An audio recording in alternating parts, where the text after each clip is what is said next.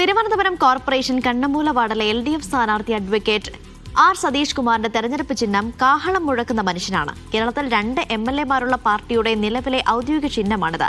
കാഹളം മുഴക്കുന്ന മനുഷ്യൻ ദേശീയ പ്രാധാന്യമുള്ള ഒരു രാഷ്ട്രീയ പാർട്ടിയുടെ ഔദ്യോഗിക ചിഹ്നമായി മാറിയതിന്റെ വിശേഷങ്ങൾ അറിയാമിനി.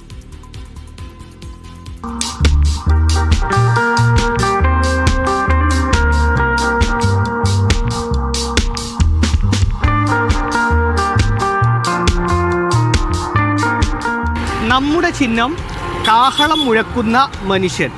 പ്രേക്ഷകർ ഇതിനു മുമ്പ് ഇങ്ങനെ ഒരു ചിഹ്നം കണ്ടിട്ടുണ്ടോ? എന്നാൽ ഇത് ദേശീയ പ്രാധാന്യമുള്ള ഒരു രാഷ്ട്രീയ പാർട്ടിയുടെ ചിഹ്നമാണ്. തിരുവനന്തപുരം കോർപ്പറേഷനിൽ നിന്ന് ഈ ചിഹ്നത്തിൽ ഒരു സ്ഥാനാർത്ഥി, ഇടതുപക്ഷത്തിൻ്റെ സ്ഥാനാർത്ഥി മത്സരിക്കുന്നുമുണ്ട്. ഈ ചിഹ്നത്തിനാണെങ്കിൽ ഒരുപാട് രാഷ്ട്രീയ കഥ പറയാനുണ്ട്. അതൊരു വല്ലാത്ത കഥയാണ്.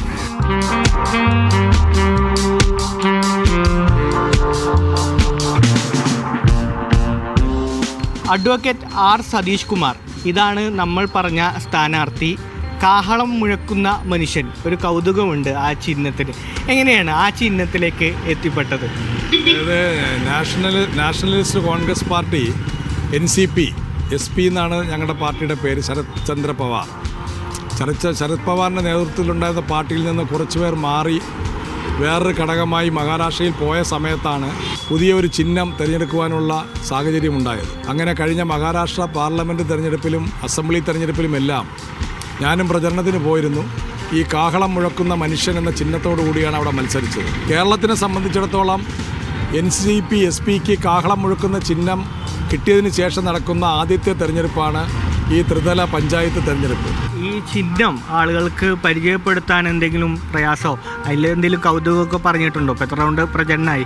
അതെ, പുതിയ ചിഹ്നമായതുകൊണ്ട് ആളുകളുടെ മനസ്സിൽ പതിയേണ്ട ഒരു ആവശ്യകത ഉണ്ട്. അങ്ങനെ വിജയ കാഹളം മുഴക്കിക്കൊണ്ട് മുന്നോട്ട് പോകുന്ന ഒരു സ്ഥാനാർത്ഥി എന്ന നിലയിലുള്ള ഒരു പ്രതീതി ജനങ്ങളുടെ ഇടയിൽ ഉണ്ടായിട്ടുണ്ട്. ഈ വാർഡ് പൊതുവെ ഇടതുപക്ഷ ജനാധിപത്യ മുന്നണിയുടെ 2005, 2010, 2015, 2020 ഞാൻ കൗൺസിലറായി തിരഞ്ഞെടുക്കപ്പെട്ട വാർഡാണ്. നിലവിൽ NCPക്ക് 2 MLA-മാരുണ്ട്. അവരൊക്കെ ക്ലോക്ക് ചിഹ്നത്തിലാണ് മത്സരിച്ചത്.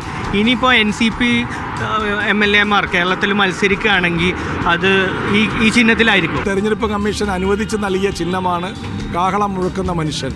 എല്ലാ തെരഞ്ഞെടുപ്പുകളിലും ഇതേ ചിഹ്നം തന്നെയായിരിക്കും, പ്രത്യേകിച്ച് കേരളത്തിലെ നിയമസഭാ തെരഞ്ഞെടുപ്പുകളിൽ ഉൾപ്പെടെ.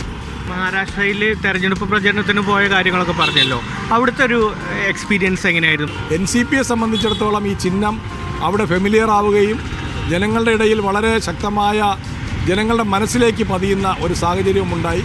അതിൻ്റെ അടിസ്ഥാനത്തിലാണ് NCP ശരത് പവാർ വിഭാഗത്തിന് വലിയൊരു മുന്നേറ്റം മഹാരാഷ്ട്രയിൽ ഉണ്ടാക്കാൻ കഴിഞ്ഞു. കാഹളം മുഴക്കുന്ന മനുഷ്യൻ അതിൻ്റെ പ്രത്യേകത കൊണ്ട് എന്തായാലും ശ്രദ്ധിക്കപ്പെട്ടിട്ടുണ്ട്.